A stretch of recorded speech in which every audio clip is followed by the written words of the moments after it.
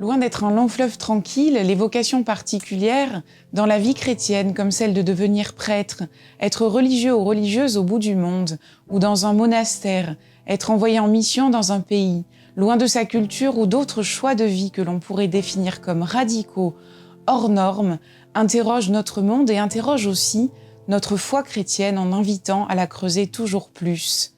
Des parents dont les enfants ont choisi cette voie témoignent aujourd'hui pour évoquer le parcours de leurs enfants et tous les changements que cela opère dans la vie d'une famille lorsque quelqu'un prend le chemin de la vie religieuse. Dans le cœur d'un père, d'une maman, d'un frère ou d'une sœur, que vivent celles et ceux qui sont entraînés dans ces choix de vie. Notre famille, donc nous sommes les heureux parents de 5 enfants. Donc Sigolène, notre fille aînée, dont nous allons un petit peu plus parler ce soir, a 35 ans. Après, nous avons une autre fille qui s'appelle Valentine, qui est mariée avec Charles et qui est l'heureuse maman de 2 jeunes enfants, Basile et Gabriel, qui ont 5 ans et 3 ans. C'est du petit monde. Ils habitent à Tours. Après, nous avons 3 fils. Grégoire, notre fils, est ingénieur dans la parapharmacie et il habite à Paris, avec Louise, sa femme, qui travaille dans le domaine de l'art contemporain. Donc avec nos belles-filles, on est plutôt dans le monde de l'art. Ça nous fait découvrir d'autres secteurs qu'on connaissait un peu moins.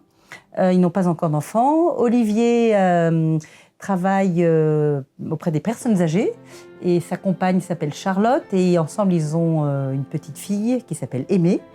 Et Charlotte travaille est designeuse dans le monde de la mode. Et puis notre petit dernier, Nicolas, qui est étudiant à Paris, voilà, et qui a 23 ans. Donc Sigolène, 35 ans, et notre dernier enfant, Nicolas, 23 ans. Nous nous connaissons depuis 38 ans, nous sommes mariés depuis 37 ans. Nous avons 3 enfants, Marjorie, l'aînée, Océane, la seconde, et Joris, le troisième. Nous avons 5 petits-enfants, Tristan, Benjamin, Clémence, Apolline et Victoria. Je suis la maman du père Benoît Tartenson. Mon mari n'a pas pu être présent malheureusement pour cette petite interview, mais nous sommes donc tous les deux les heureux parents de ce jeune prêtre. Nous habitons aux Angles. Nous travaillons sur Avignon. Nous avons 3 enfants, donc Benoît l'aîné, Mathilde, notre fille, qui est fonctionnaire, qui habite à Marseille, et notre dernier garçon, Gabriel, qui est ingénieur et qui est célibataire. Mathilde est mariée et a déjà 2 petits garçons. La réflexion d'une vocation de nos enfants, je dirais que c'était à la fois envisageable, et également quelque chose dont on ne parlait vraiment pas. Je suis un peu gênée de dire ça, mais c'était pas quelque chose que je souhaitais non plus de manière très formelle. Voilà, on peut l'idéaliser. Et c'est là que ça peut devenir dangereux, parce que on peut se dire, oui, après tout, notre foi peut nous faire envisager une vocation religieuse dans la famille, mais on a l'impression que la volonté vient de nous.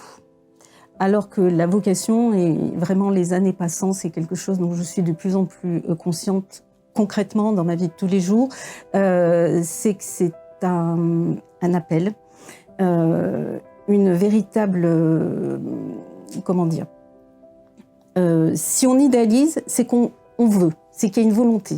Alors que la vocation s'impose un petit peu dans la famille, c'est un appel de Dieu et on l'accepte, on l'accueille, mais on ne se sent pas à l'origine.